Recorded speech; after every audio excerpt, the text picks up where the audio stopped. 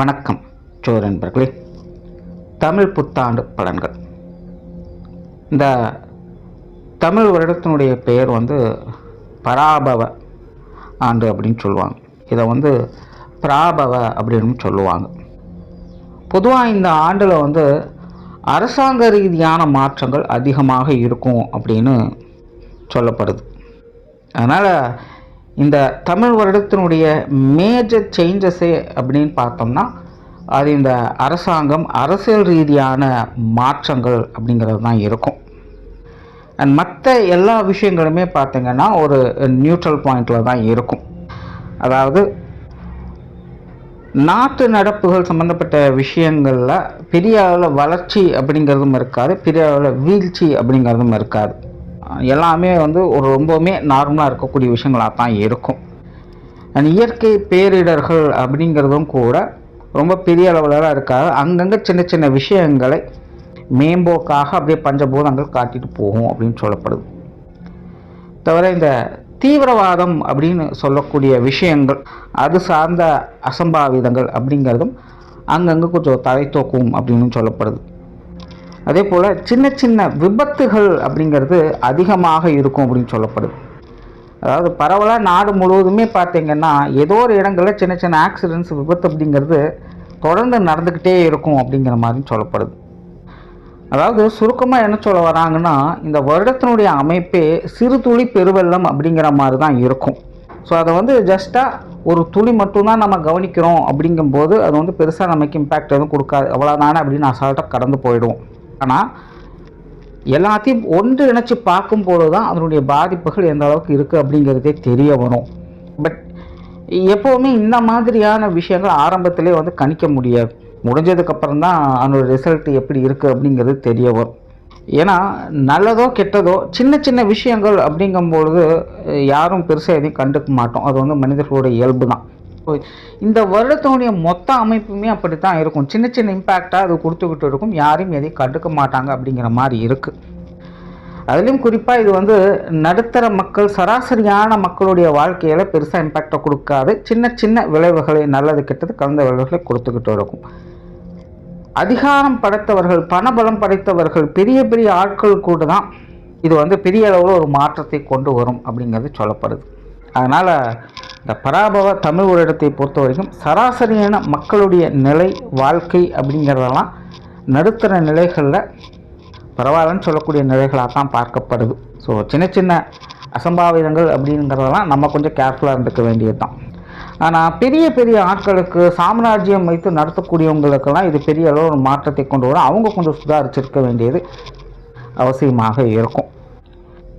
அது தவிர இந்த வருடத்தில் பார்த்தோம்னா இந்த எஜுகேஷனல் சம்மந்தப்பட்ட விஷயங்கள் மற்றும் அசட் ரீதியான விஷயங்கள், தவிர விவசாயம் சார்ந்த விஷயங்கள், இதெல்லாமே பார்த்திங்கன்னா ஒரு நல்ல வளர்ச்சி நிலையும் சீரான நிலையும் கொண்டு வரும் அப்படின்னு சொல்லப்படுது.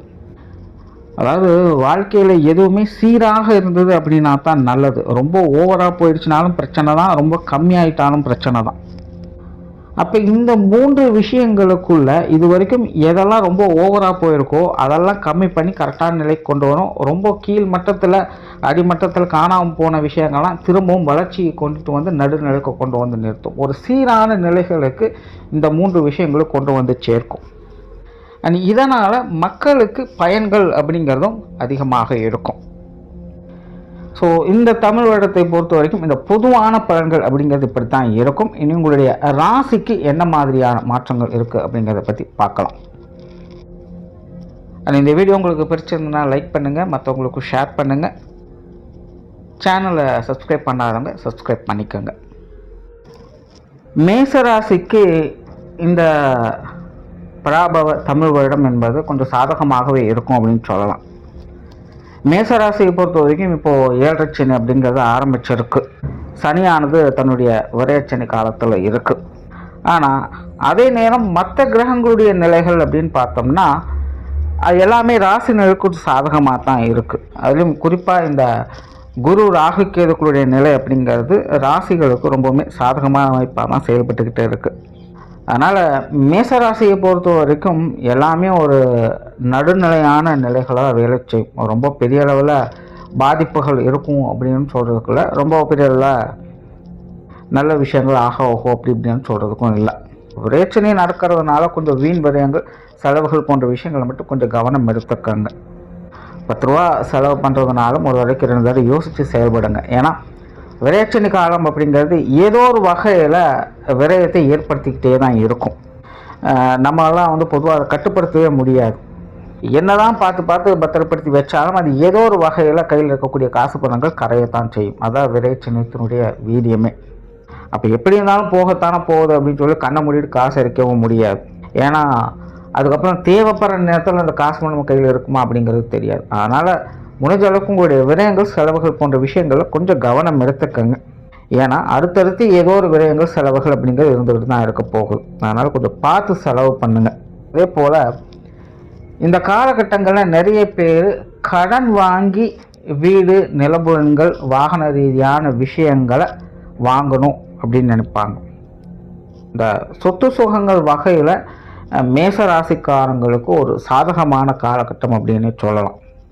கண்டிப்பாக நிறைய மேசராசிக்காரங்களுக்கு அவங்களுடைய கனவு இல்லம் பூர்த்தி ஆகக்கூடிய காலகட்டமாக தான் இருக்கும். அதே போல் சொத்து சுகங்கள் வகையில் ஏதாவது பிரச்சனைகள், வில்லங்கங்கள் போன்ற விஷயங்கள் இருந்தாலும் அதெல்லாத்தையுமே சரி பண்ணிக்கக்கூடிய ஆண்டாகவும் இது இருக்கும். இதான் அந்த கோர்ட்டு கேஸு, பஞ்சாயத்து வழக்குகள் போன்ற விஷயங்கள் நடந்துக்கிட்டு இருக்குது அப்படின்னாலும் அதில் உங்களுக்கு சாதகமான திருப்பு முனைகள் வரும். ஸோ சுருக்கமாக இந்த அசட் ரீதியான விஷயங்கள் எல்லாமே மேசராசியை பொறுத்த வரைக்கும் அவங்களுக்கு சாதகமான நிலைகள் தான் செயல்பட்டுக்கிட்டு இருக்கும்.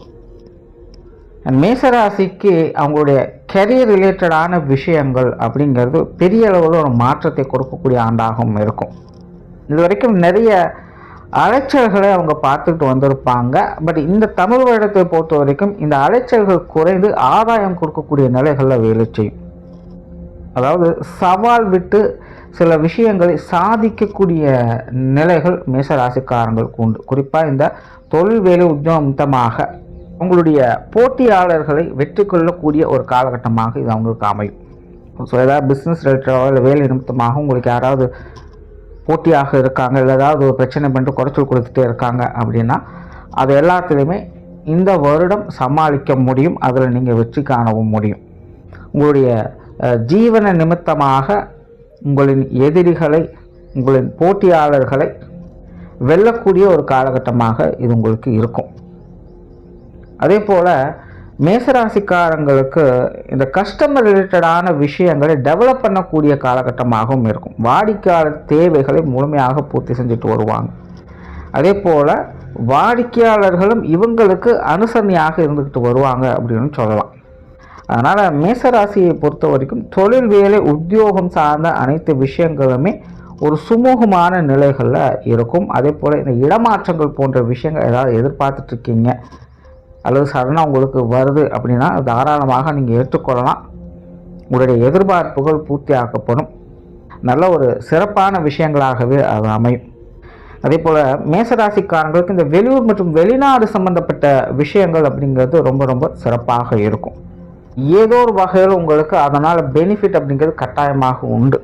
அதனால் இந்த இம்போர்ட் எக்ஸ்போர்ட் பிஸ்னஸ் பண்ணக்கூடியவங்களுக்கு எல்லாமே ஒரு சாதகமான காலகட்டம் அப்படின்னு சொல்லலாம்.